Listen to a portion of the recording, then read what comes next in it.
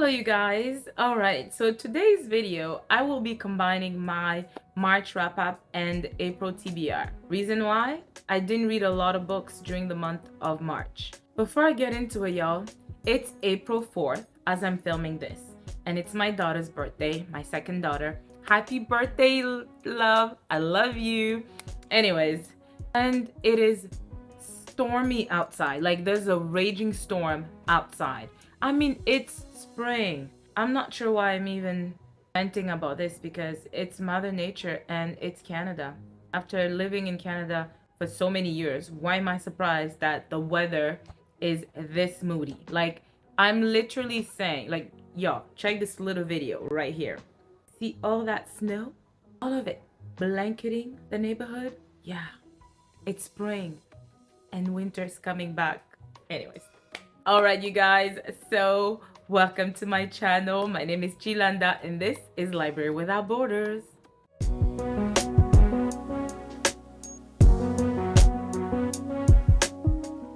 As I mentioned, I will be talking to you about you know what? I'm not even going to talk about these books because the two books that I read for the month of March, I did a vlog on the books. So I'm going to spare you, again, talking about those books again.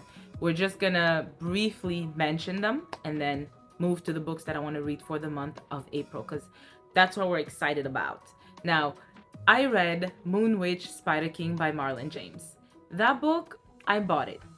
And although I should have followed D. Ruxel's advice of DNFing the book, and everyone who said that, you know, Marlon James is not for them, I decided that I was going to challenge myself. And I'm one of those that feels like this book is on my shelf. I spent money on that book and I'm gonna read it. And with that mindset, I went into that book, and every single time, y'all, I wanted to DNF it because it took a lot of me to be invested in this book. But I got through it at the end of March. I literally started at the beginning of March and I got through it at the end of the month. It was 630 pages and the end was not even epic. It was not a cliffhanger, it was not conclusive, it was just the end. Hey, anyways, the story is about Sogolon, who's called the Moon Witch, but it's the second installment in the after Black Leopard, Red Wolf? Black Leopard, Red Wolf. And in that first story, we followed Tracker, you know, with a nose that could smell for miles, and he was in search of this prince. And in the second book, we basically follow Sogolon, who was part of the team in the first book. And it's her perspective throughout their journey of finding the prince that was rightfully in the royal world, but unfortunately was taken away by told circumstances in the first book. Anyways, you guys, like I said, it's her perspective. We follow her journey throughout the book. And as I said, I've mentioned all of that in my vlog. So if you want more details about it, please go watch my vlog. And then the second book I read for the month of March, it was Crescent City by Sarah J. Maas. I started my journey with Sarah J. Maas, and I want to say that I look forward to reading the rest of the series in the Crescent City world. I'm not sure about the other ones. Maybe I'll start it next year. We'll see. You know, I'm a mood reader. We'll see. So yeah, as I said, I was really pleased with the book. In the book, we follow Bryce. Bryce was very bright. And she has a potty mouth, that girl. She's about 25 years old and she lives in Crescent City. And her story is of her and Hunt, the Umbra Mortis, aka Athalar. Hunt. He's a fallen angel, enslaved, okay? And they work together in order to uncover the brutal murder that occurred in Crescent City, starting with Danica and her wolf pack. And many things will be discovered, and Bryce, who is half fae, half human, will also discover her full power. And I guess that will set the premise for the second book. I'm just guessing. I don't know. But anyways, I had a jolly old time. I found in both books the world building, the conflict, the mixed and complicated cast that was created for these books, the language, the the man versus government or nature, all the magical system, all of it in both books were present and well executed. The only thing with Marlon James's book was just that, as I mentioned, my vlog was the English, the language, because fantasy books are already complicated as they are, and you have to keep up with like the word, the invention of words, of cities, of all of that, and added the language throughout the whole book. That was really difficult for me. That's why I rated that book 3 out of 5, and Sarah J Maas, it was 4 out of 5, because the English, I could follow it, and I mean, I could understand the story. Okay, so there you have it. That's my conclusion for the month of March. And I know I said I read 2 books, but I want to add this book that I just finished. The reason why I want to add this book, because I don't want to count it as my April read, simply because it was a book that was chosen by the ladies of my book club, and it's titled Remarkably Bright Creatures by Shelby Van Pelt. And I just finished it last night, so I want to push it towards March more than April, even though we are April 4th, because as I said, it was a book pick for the month of March. But it's the story of Tova. And first of all, when the lady of the book club chose it, I was like, oh. And once I started the book, I was like, oh, this is what I'm reading. Okay. But hey, everyone gets to choose, and we have to be open-minded, right? So with an open mind, I went and read the book, and it's the story of Tova. Tova is this elderly lady who lost her son and recently lost her husband to cancer. And she does decide to work at this aquarium place. And there's this octopus that she befriends. And in the book, you actually hear from the perspective of the octopus as well as Tova. And there's also another character that we will discover throughout the book. His name is Cameron. And apparently there is a link between those 3, but obviously I can't really tell you what that link is.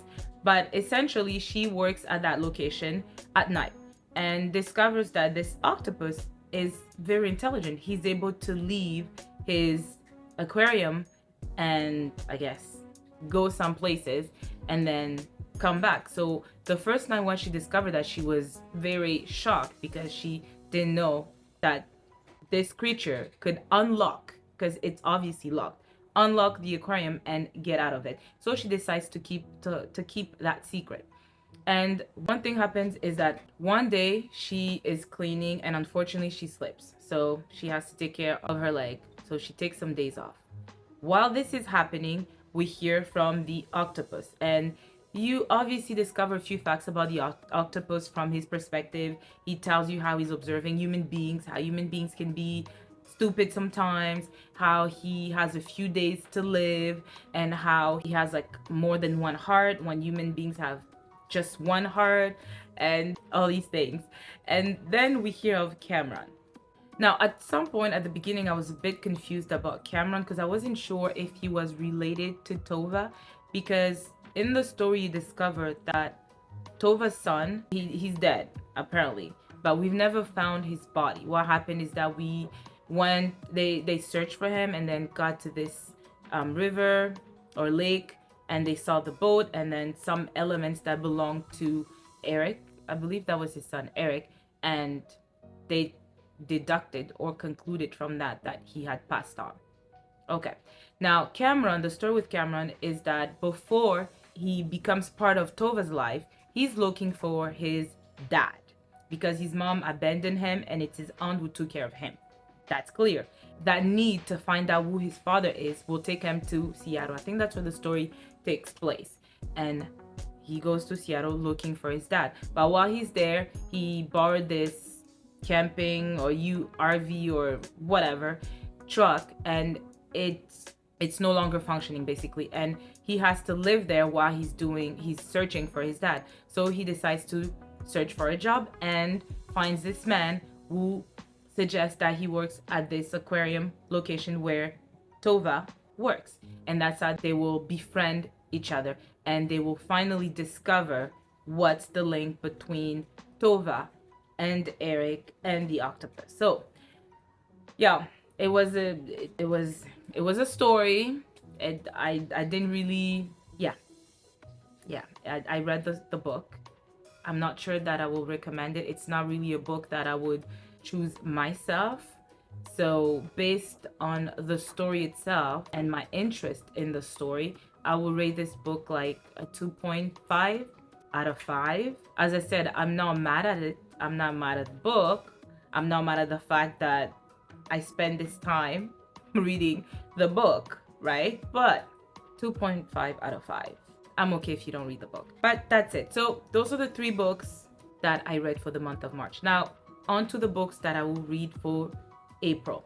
Obviously, I had a long list of books that I wanted to read for March, and I did not get through those books. So what I've decided to do is to bring those books onto my April TBR. Now, I'm not going to read, the synopsis of these books because I have read the synopsis in the TBR for March, so those books are. So let me just quickly give you a rundown. So this was part of my March TBR, the last guest. I started. It's interesting. I'm feeling like reading, thrillers. I don't know why, but I'm feeling like reading a thriller. So that's why I started with this book. I need something light, And then obviously this was also part of my March TBR, but thank God I didn't start this because that's the second book in the Crescent City. Can you believe if I had started with this, I'd be completely lost. So thank God to Lisa from Babin Library. She's like, hey, you need to read the first one before you get to this. So I shall continue the series. And then we have Honey and Spice by Bolu Babalola. I know a lot of people and booktubers have talked about this book, so I need to really get into it. And plus, Bay had chosen this book, right? And then I have to read this book because obviously it's by my Congolese author Blaise Ndala and it's in French and I want to read it. And then I had said that I wanted to get to Daughters of Jubilation, so hopefully I will be reading this month of April.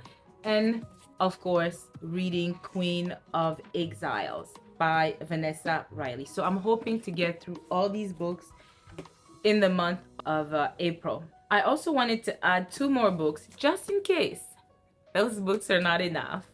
But I was feeling like reading this book. It's Within These Wicked Walls by Lauren Blackwood. I think it's a YA book and I'm curious to read about this book. What is it?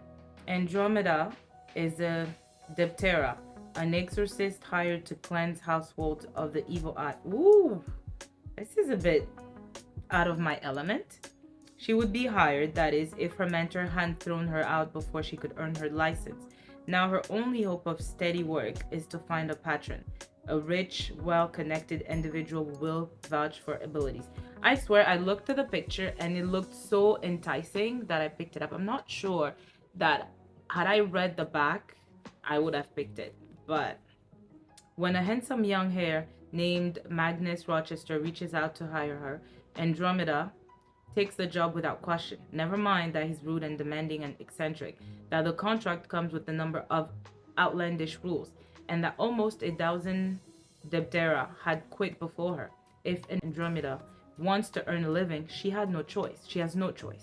But she quickly realizes this is a job like no other, with horrifying manifestations at every turn, and that Magnus is hiding far more than she has been trained for.